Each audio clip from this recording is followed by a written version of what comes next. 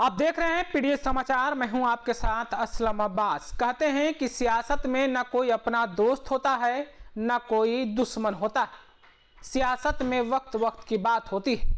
दरअसल ये डायलॉग, ये कहावत एमआईएम के साथ छोड़कर भागने वाले 4 विधायकों पर पूरी तरीके से फिट है।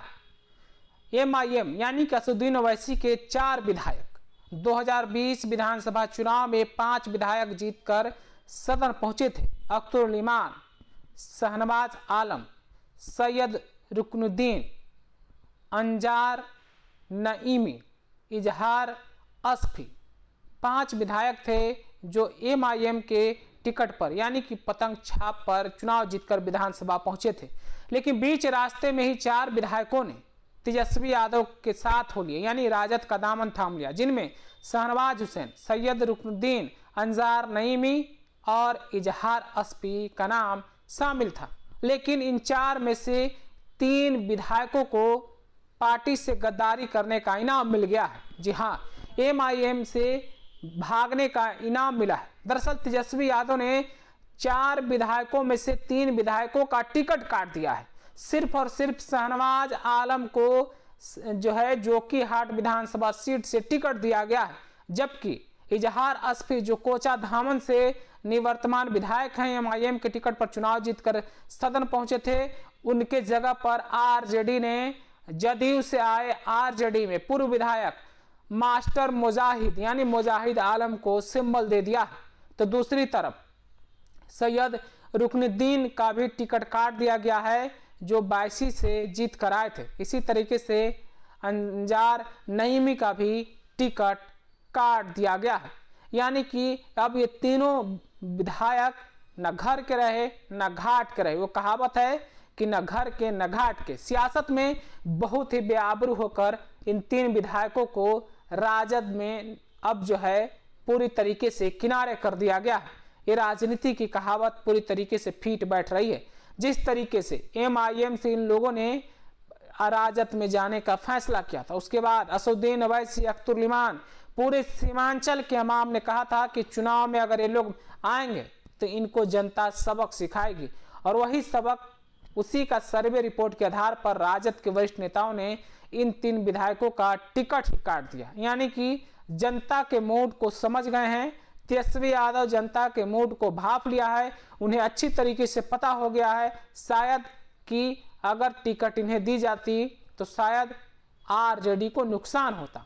जिस तरीके से कई सोशल मीडिया पर वीडियो वायरल हो रहे थे, लगातार एमआईएम के कार्यकर्ता बोल रहे थे कि चुनावी मैदान में आएंगे तो सबको सबक सिखाया जाएगा। अंजार नईमी हो या फिर इजहार अस्फी जो कोचा धामन से वर्तमान विधायक है, उनके खिलाफ तो कार्यकर्ताओं ने हुंटिंग भी की थी। कार्यकर्ताओं ने उनका विरोध भी किया था। खूब वीडियो तेजी से सोशल मीडिया पर वायरल भी हुआ था। इसी तरीके से शहनवाज हुसैन को लेकर भी। लेकिन तमाम विरोध और प्रदर्शन के बाद राजद ने इन तीनों विधायकों का टिकट ही काट दिया। सिर्फ शहनवाज आलम जो कि जोकीहाट विधानसभा सीट से 2020 में एमआईएम के टिकट पर जीतकर सदन पहुंचे थे, सिर्फ शहनवाज आलम को राजद ने 2025 में प्रत्याशी बनाया। बाकी तीनों का टिकट काट दिया गया।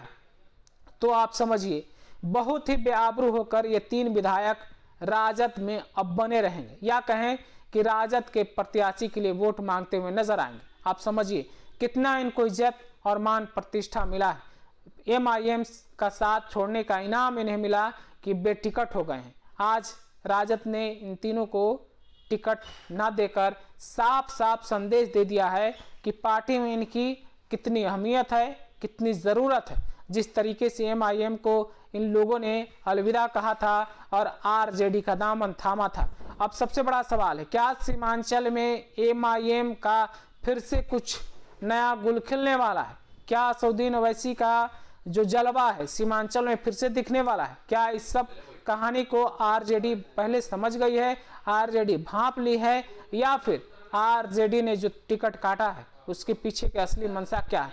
क्या चुनावी वादे के साथ साथ क्या ऐसी कोई वादे की गई है कि शायद महागठबंधन की बिहार में सरकार बन जाएगी तो इन तीनों को कहीं ना कहीं सेट किया जाएगा? तमाम तरह की चर्चाएं हैं, तमाम तरह की बातें। फिलहाल एमआईएम छोड़कर आने वाले 4 में से 3 विधायकों का टिकट कट गया है और महज एक विधायक शहनवाज आलम को ही टिकट मिला है, जो जोकीहाट विधानसभा से चुनावी मैदान में होंगे। दूसरी तरफ एमआईएम के मुर्शीद आलम, जो कि मुर्शीद मुखिया से पूरे क्षेत्र में मशहूर है, वो चुनावी मैदान में होंगे। अब देखना होगा आने वाले वक्त में क्या कुछ होता है। फिलहाल आप अपनी राय क्या रखते हैं इन 3 विधायकों के बारे में जो आरजेडी ने टिकट काट दिया है? कमेंट में हमें जरूर बताइएगा। आपका बहुत बहुत शुक्रिया।